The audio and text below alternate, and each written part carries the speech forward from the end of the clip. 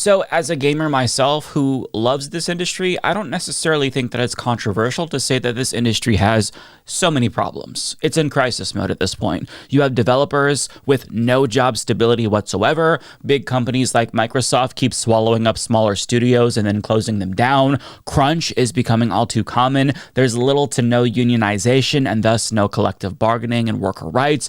And on the consumer side, there's so many anti-consumer trends. It's not just that the prices of video games are increasing, but gamers are being nickel and dimed through microtransactions. And the death of physical media has led to concerns about whether or not we even own the games that we're buying. Not to mention, we're often sold unfinished or broken products that require patches. It is a complete mess. But as bad as it is now, things are getting a lot worse thanks to this new trend of censorship in video games. And to be clear, when I say censorship, I'm not talking about petty bullshit like the Stellar Blade petition where gooners were outraged that the developers made minor cosmetic changes to some of the main characters' outfits to make them less sexy in the opinion of horny gamers.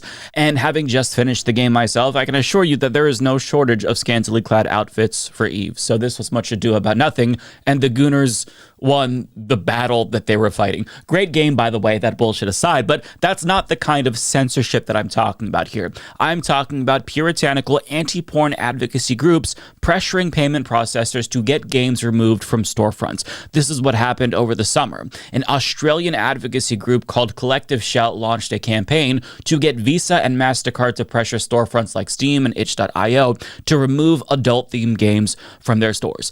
And they caved. They did what this advocacy group wanted. In fact, Steam delisted hundreds of adult games, although not all of them, so the criteria for removal is inconsistent and unknown.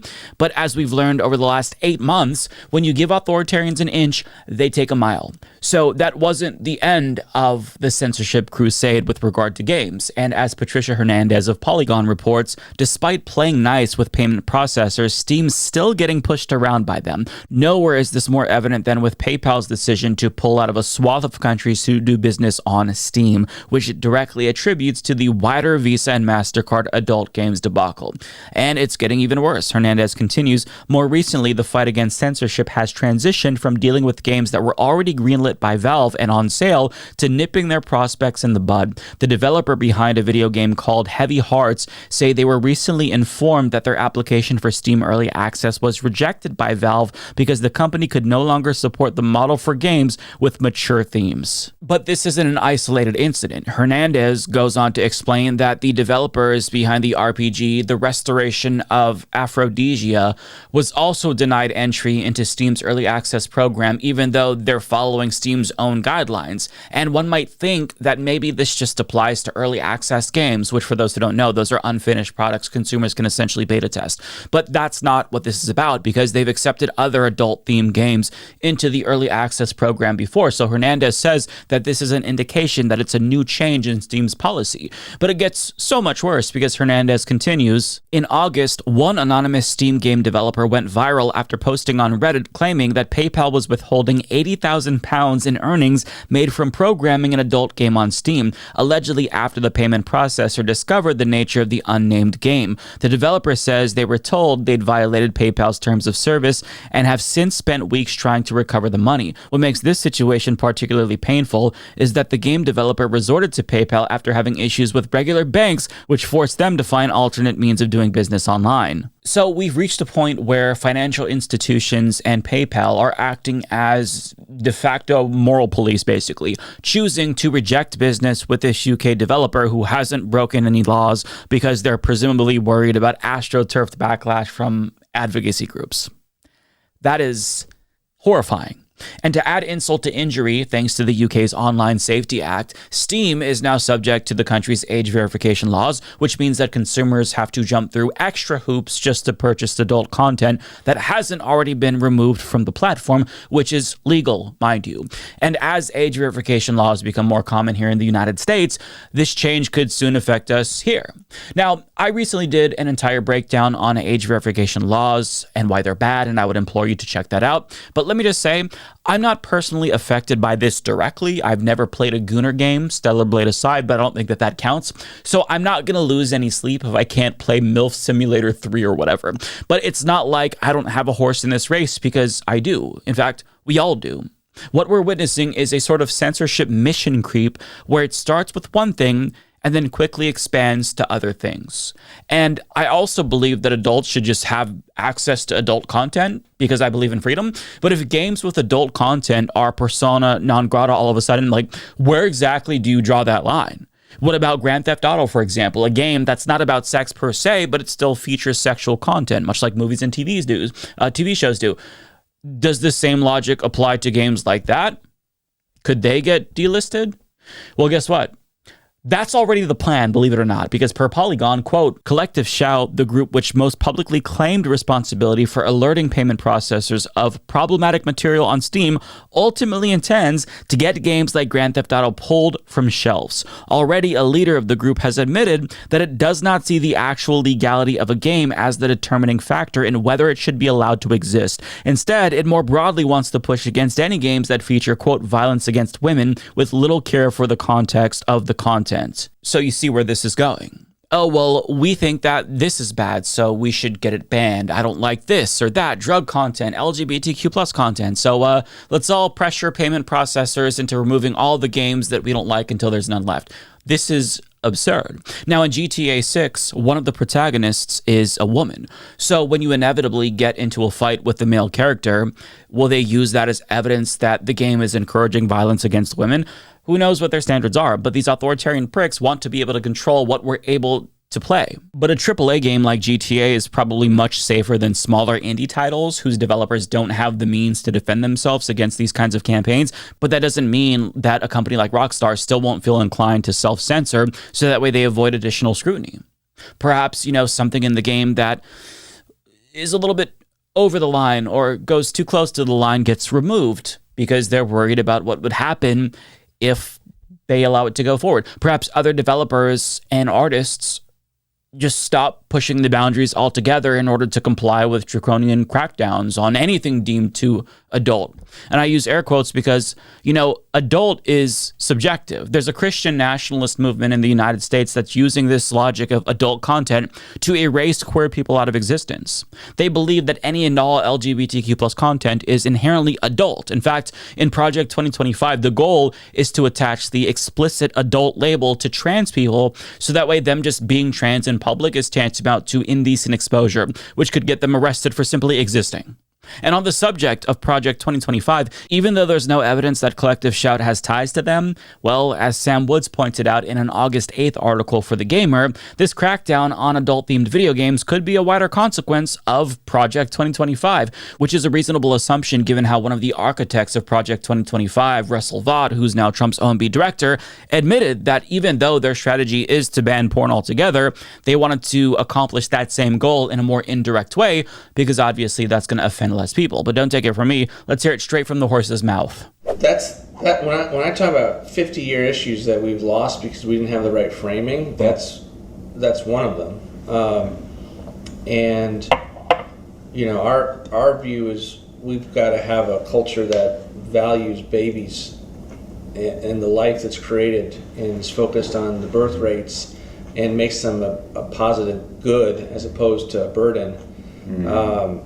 And so, we're always looking for what's the immediate fight leverage point that we can win and win a debate that allows us the next fight to get more of the win than we could have. For instance, right now we came up with an idea on pornography to make it so that the porn companies bear the liability for the underage use as opposed to the person who visits the website getting to just certify that I'm 18.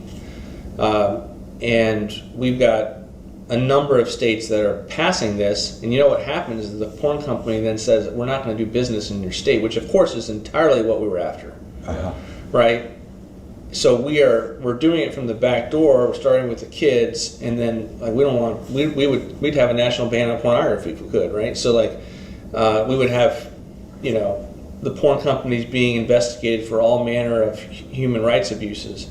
So that's how we approach a problem, and life is no different. We're looking for, if we lose elections on this, then we don't have the ability to save babies. We don't have the ability to save life. So rather than banning porn altogether, which would be unpopular, obviously, why not do it in a more underhanded, backdoor way, as he put it? What if you targeted the porn companies themselves and accused them of terrible things?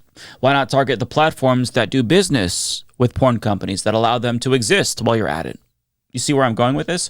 This effort to censor video games, that's working, by the way, comes straight from the Project 2025 playbook. And as Sam Woods of The Gamer explains, so how does this tie into what's happening now? Part of VOT and Project 2025's plans are to remove Section 230 of the Communications Decency Act. This law currently protects platform holders, providing immunity for any content uploaded to said platform that third-party users created. By removing Section 230, platform holders like Steam would be liable for any, quote, illegal content uploaded to the platform, as opposed to those creating and uploading said content themselves. If Steam were found guilty of hosting this content, the company could be hit with huge fines. Therefore, Steam, Itch, and many other platforms would likely place a blanket ban on any adult content, mitigating any risk of fines or other legal action. This, as pointed out on Reddit, would affect all forms of user-generated content, including fan art, mods, and videos, not just games themselves. Now, pressure campaigns on payment processors, those are already bad enough.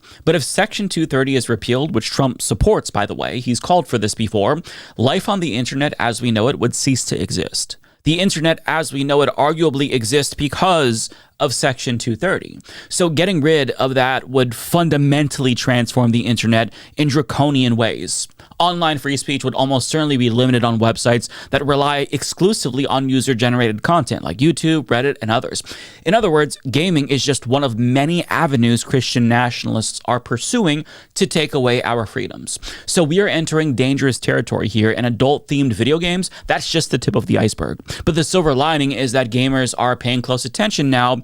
That's something that they like is being affected by Christian nationalism, and my hope is that they'll understand how the reactionary ideology that so many of them adopted now threatens the hobby that they love so much. The threat to gaming was never about, more representation for women and queer people and people of color or pronouns and wokeness. It was Christian nationalism. It was puritanical conservatism. It was fascism. That is the threat to gaming. That's always been the case. And the gamers who were duped into supporting Republicans by right-wing grifters like Asmongold unknowingly did so against their own self-interest. And in a Reddit discussion about the Sam Woods article, a lot of non-reactionary gamers had quite a bit of smoke for the reactionary ones who helped usher in this era by voting for Donald Trump. Here's some examples. Gamers need to wake up to what's going on right now. Read the rest of Project 2025 too while you're at it. How many gamers voted for Trump? This is your free speech, fuckfaces. The frustrating part is that the people that need to see this, gamers in Asmongold's audience and the like, will likely never see this, and yet will still kick and scream about the issue. I just want to play games. I don't want to talk about politics. Well, what's it going to take for gamers to jump off this horseshit alt-right pipeline and realize that conservatism will destroy everything they love? Gamers will watch Asmongold all day and be like, Daddy Trump, but then bitch and moan about Project 2025 trying to ban their porn, lol. And I agree with this sentiment. So, yeah, maybe gamers should actually rise up after all, but not against the woke mind virus, against the actual threat to this hobby that we all love, which is Christian nationalism and fascism, and more broadly, capitalism. But that's a different story for a different day. I do have videos about that as well on this channel if you want to check it out. In conclusion, though, now is the time to fight, because it is going to be very hard to get back the freedoms that they're taking away from us once we lose them. And if they can so easily get storefronts to take away content simply by a little bit of pressure, that is a sign that all companies are bending to fascist authoritarians. So we cannot allow this to happen. We have to fight, because if we don't, they're going to take away everything that we love. I'm going to come. Do not come. Welcome to the Come Zone.